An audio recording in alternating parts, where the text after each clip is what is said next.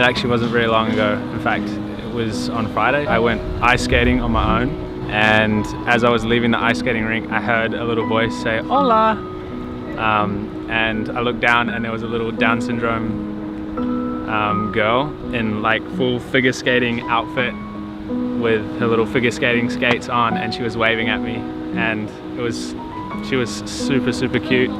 So why does that stand out to you, do you think? I have a Down syndrome uncle who's one of my favorite people in the world, and yeah, so when I saw her, it just made me really happy.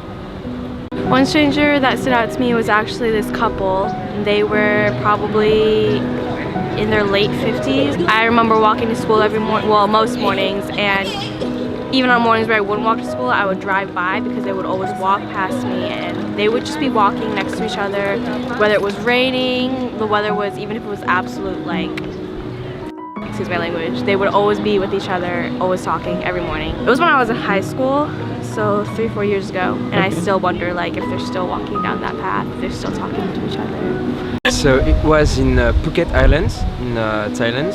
So I met this girl who came from South Africa, and I don't know, I must have been like 14, and so we met at the swimming pool, and we played like ping pong and everything. And at that time I didn't speak a word of English, or like with the Singaporean accent, because I lived there.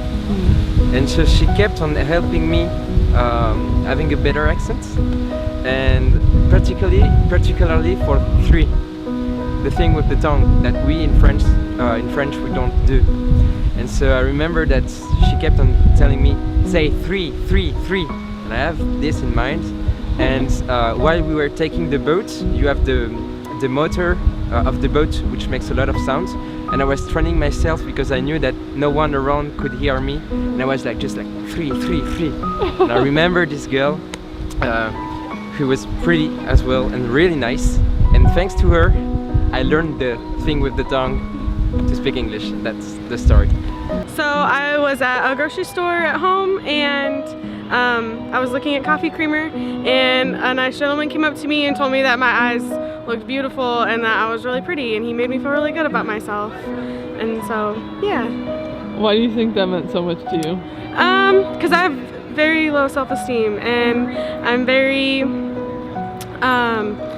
self-conscious about everything about me, and so he just made me feel really good about myself. And the fact that it was from a stranger and not prompted from any friends or family or anything, I think that's kind of what really made it feel so special, and like, okay, it was really genuine, and it's not, he wasn't just telling me because it's something I wanted to hear.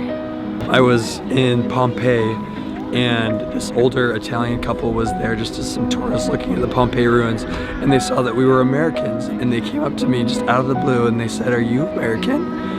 And I said, "Yes." And they were like, threw their arms around me and said, "Thank your grandparents. You saved our lives. We always loved Americans for what you did for us after World War II."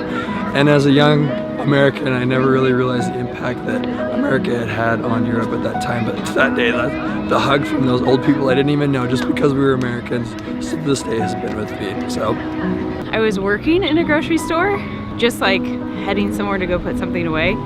This guy goes, "You don't look like you belong here. You look like you should be in a larger city doing something important." So are you in a big city now? Yeah. And what are you doing? I'm a jewelry designer. So would you say that he was right and that it came true? Yeah, and I never thought about that. Right. And you'll probably be the 3rd stranger I remember like 10 years later. I got in a car accident and I spun around like 6 times and I ended up hitting trees. And then he just, out of everybody who passed by me, he was the one who came get me out of the trees. He drugged me out and he was like, "Hey, are you all right?" I was like, "Yeah, what happened?" He was like, "Well, you just crashed into some trees." And then he told me he was a retired EMT. So he helped me out a lot. Out of everybody that passed by, ain't nobody really like stopped to help me out. And then this random guy seen me crashing on the side of the road. He stopped and helped me out. I thought that was a good guy, a good stranger. One time I was working a part-time as an Uber driver, and I picked up this man. He was from Vietnam.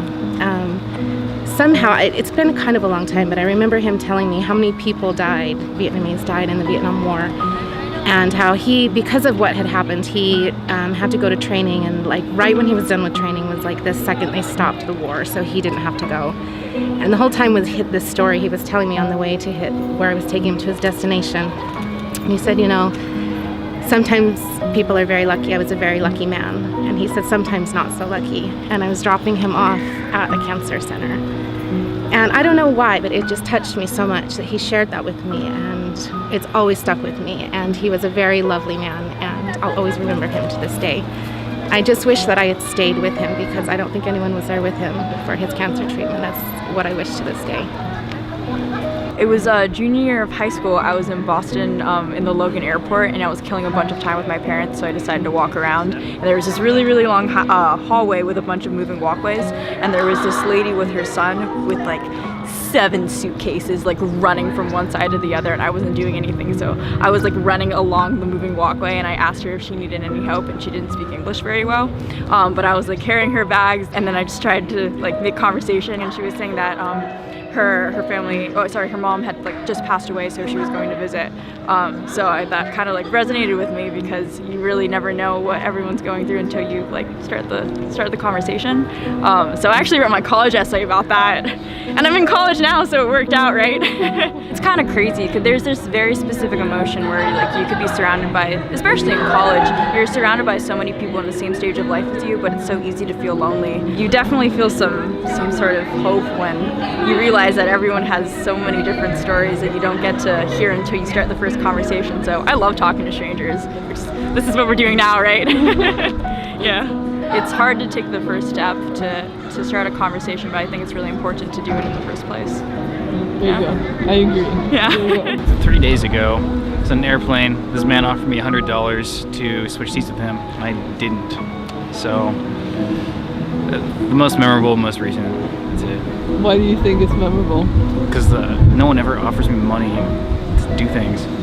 I mean, not that I want that, but like, yeah. So why didn't you do it? I didn't want like strings attached. That would be weird. Like, I feel like I'd be compelled to like have a conversation with him that I just didn't want to have. And so, yeah.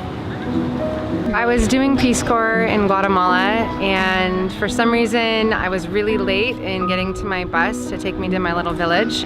And so I knew I was not supposed to be walking at night by myself, but I didn't have any other choice. So I was by myself walking to the bus station, which is kind of a little shady, and this man comes up to me and he says, "Stay with me right now, you need to walk, take a right, take a right." And I was like, what's going on? And he's like, you're in danger right now. And so we kept walking, we got out of there, and there was, I guess, allegedly a group of guys or a gang that was there that were watching me come in. And so I went to his house, he took me there, and he fed me dinner with his kids, and ended up driving me up to my house. And so it was a pretty amazing experience. So what made you trust him? I don't know. There was something about his motive that felt like it was altruistic, that he really cared. I had no idea. It was just instinctual and really fast, but yeah.